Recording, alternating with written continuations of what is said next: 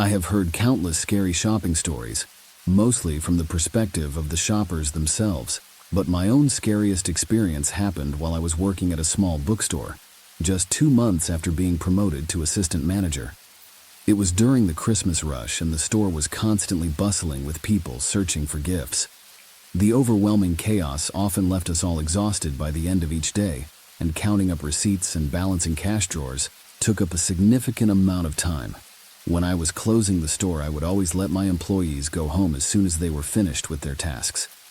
There was no reason to keep them around when they were already drained from a long day's work. On this particular night, after sending everyone else home, I retreated to my office to finish up some paperwork. As I worked, I suddenly heard the faint ringing of our doorbell.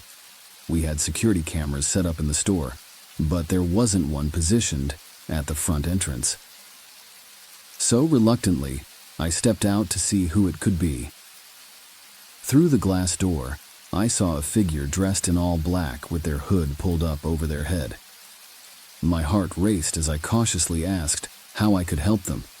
The person replied that they had left their wallet inside the store and needed me to open the door so they could retrieve it. Without hesitation, I asked where they thought they had left it and offered to look for it myself. The person seemed agitated by this suggestion and insisted on coming inside to search for it themselves. I pushed back and asked if they had made any purchases during their visit, to which they responded with a yes. This meant that their wallet must still be on them at that moment. My stomach turned as I realized that this person may have been attempting to deceive me into letting them inside our closed store. In a split-second decision, I firmly told them that we were closed and I could not let anyone inside at this time. The person's demeanor immediately changed, and they hastily walked away from the door, disappearing into the night. It was a chilling experience that taught me to always trust my instincts and prioritize safety above all else. My eyes narrowed as I pointed out the missing paperwork to him. He seemed taken aback, his brows furrowing in confusion. With a calm voice, I explained that we hadn't received any submissions and asked for his information so that I could follow up with him if something turned up. But instead of understanding, the man grew angry and began to raise his voice, insisting that he needed his wallet tonight and couldn't wait for me to look for it. Frustration crept into my tone as I reiterated that there was no way I could let him inside the store at this late hour while I was alone. His anger became more visible, his hands shaking as he threatened to call the police and accuse me of stealing his wallet. He even pulled out his cell phone and made a show of dialing numbers. Feeling unnerved by his aggressive behavior, I stood my ground and offered to take down his information and call him if anything turned up. But when he continued to demand immediate access to the store, I firmly told him that if that wasn't satisfactory, there was nothing else I could do for him. Enraged, the man began to swear and physically shake the door handle, demanding that I open it for him. My heart racing, I quickly made my way to the customer service desk where I could feel safer and called the police. As I watched the man storm off down the street, relief flooded through me. It seemed like he was finally gone, and there was no need to involve the authorities after all. As I returned to my desk, exhaustion weighed heavily on my shoulders. My eyes were heavy, and my mind was foggy from a long day of work, but I pushed through in hopes of finishing my tasks and heading home for some much-needed rest. Despite feeling drained, I managed to complete all of my work within 2 hours. Lost in thought, I didn't hear the doorbell ring. In fact, I had already resigned myself to the fact that I wouldn't be seeing the mysterious man from earlier again. But as I made my way to the front of the store, I couldn't help but glance around the parking lot before stepping outside into the cold. The chill seeped through my clothes, making me shiver as I approached my car. But just as I was about to reach it, something caught my eye and stopped me dead in my tracks. There was someone hiding in the back seat of my car. My heart raced as I took in the sight of a figure huddled down with their hood pulled up over their head. It must have been the same man from earlier, and he had clearly seen me coming, or he wouldn't have ducked out of sight. Panic set in as I realized I was alone in a dark parking lot with an unknown intruder lurking in my vehicle. Without thinking, I turned and sprinted back towards the safety of the store. Every instinct told me not to look back, but curiosity got the better of me. and I risked a quick glance over my shoulder. Sure enough, the man was following close behind, his strides purposeful and determined. Reaching the store entrance, I fumbled with my keys in a frenzy to unlock the door as quickly as possible. The adrenaline pumping through me gave me a burst of strength as I managed to push open the door just as the man reached it. Slamming it shut behind me, I frantically searched for the lock and turned it with shaky hands. But the man wasn't giving up so easily. He pounded on the door, hurling obscenities and threats at me as I struggled to keep it shut. Fear coursed through my veins as I realized just how dangerous this situation was. I prayed that help would arrive soon, but for now it was up to me to protect myself from this violent stranger trying to enter the store. As the door creaked open, I lunged forward and shoved it with all my strength, throwing the unsuspecting man to the ground. The thud of his body hitting the floor echoed through the room as I slammed the door shut and locked it. Adrenaline surged through my veins as I fumbled for my phone, shaking fingers frantically dialing 911. The intruder scrambled to his feet and tried to force the door open, but it held strong against his desperate attempts.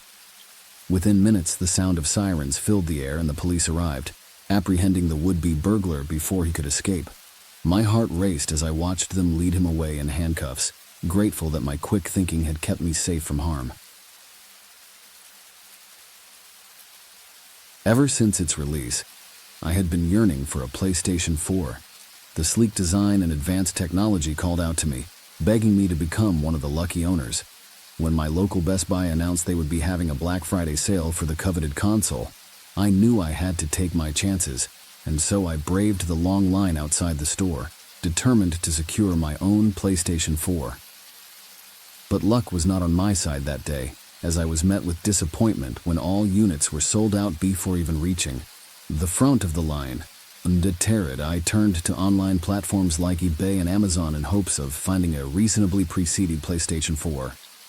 However, resellers were taking advantage of the high demand and asking for exorbitant prices that were well beyond my budget.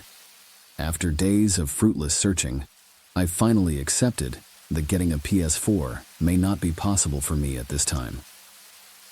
Just when I thought all hope was lost, an unexpected opportunity arose while browsing through Craigslist. To my amazement, someone was selling their PlayStation 4 at its original retail price, no inflated fees or markups. Naturally, I was skeptical of such a rare find and couldn't understand why they would sell it for the same price they bought it for. With such a highly sought-after item like the PS4, surely someone else would have snatched it up by now. Determined to take my chances, I immediately contacted the seller and expressed my intense interest in purchasing their PS4. To my surprise, they responded almost instantly and confirmed that the console was still available for sale. In fact, they were willing to deliver it straight to my doorstep. A small part of me hesitated at the thought of a complete stranger coming to my house, so I suggested meeting in a public place instead. But despite my reservations, I couldn't pass up this opportunity to finally get my hands on a PlayStation 4. My heart raced with excitement as I finalized an agreement to purchase a brand new PS4 off of Craigslist. However, my elation quickly turned into disappointment when the seller informed me that he wouldn't be able to meet in public due to his busy schedule, and instead suggested coming over to my house. I was hesitant at first, but my desire for the coveted gaming console outweighed any concerns for safety. The exchange was set for 9 a.m., and as the hours ticked by, my impatience grew, along with my anticipation. But as 2 p.m. rolled around, and there was still no sign of the seller, I began to worry that he wouldn't show up. Frantically checking my emails for any updates from him, I felt a sense of dread creeping over me. By 6 p.m., any hope of getting my hands on the PS4 had vanished. It seemed that he had either found a better offer or simply decided not to follow through with our agreement. My disappointment was overwhelming, especially since I had been so close to finally owning the coveted console. All evening, I kept scouring Craigslist in search of another PS4 within my price range, determined not to let this setback crush my dreams of playing the latest video games. As the day wore on and turned into evening, My search for the elusive PS4 had yielded no results. Frustration and fatigue weighed heavily on me as I realized that I had wasted an entire day in this futile pursuit. It was well past midnight when I finally gave up and resigned myself to a night of defeat. I prepared for bed and began to doze off when suddenly I heard a faint sound. At first, I dismissed it as my imagination playing tricks on me. But then, it came again, louder this time. Someone was knocking at my door. With a sense of curiosity mixed with caution, I approached the door and peered out the window. To my surprise, there was a man standing outside. I asked who he was, and he identified himself as the person who had the coveted PS4. He apologized for being late, explaining that he had gotten caught up during the day. Anxious to finally get my hands on the gaming console, I asked if he had brought it with him. He replied that it was in his van parked outside. My excitement quickly turned into suspicion, as I noticed someone else sitting in the driver's seat of the van. The man reassured me that everything was fine and instructed me to retrieve the money so we could complete the transaction. Though hesitant, I agreed and retrieved my wallet from my room. As I walked towards his van, something caught my eye. His hand seemed to be hidden inside his hooded sweatshirt throughout our conversation. Alarmed by this observation, I made sure to keep a safe distance from him as we made our way towards the van. With each step closer, my gut feeling grew stronger. There was more than just his hand hidden in that sweatshirt. At this point, I decided to play it safe and told him I would go grab my wallet before proceeding any further. He protested, his voice rising in anger and frustration as I closed and locked the door in his face. My heart was racing with fear and discomfort at this uncomfortable situation. I quickly made my way over to my phone to call the police, my fingers trembling as I pressed the numbers. Just as I was about to make the call, there was a loud bang on my front door, causing me to jump. After a few tense moments, I watched in horror as a van sped away from my house. As I cautiously approached the door to see if there was any damage, I couldn't believe my eyes when I saw a knife embedded into the wood. My previous instincts were right. The man had something dangerous hidden in his sweatshirt, and I was lucky to have stayed inside and not gone out to the van with him. My heart pounded in my chest as I realized how close I had come to potential harm.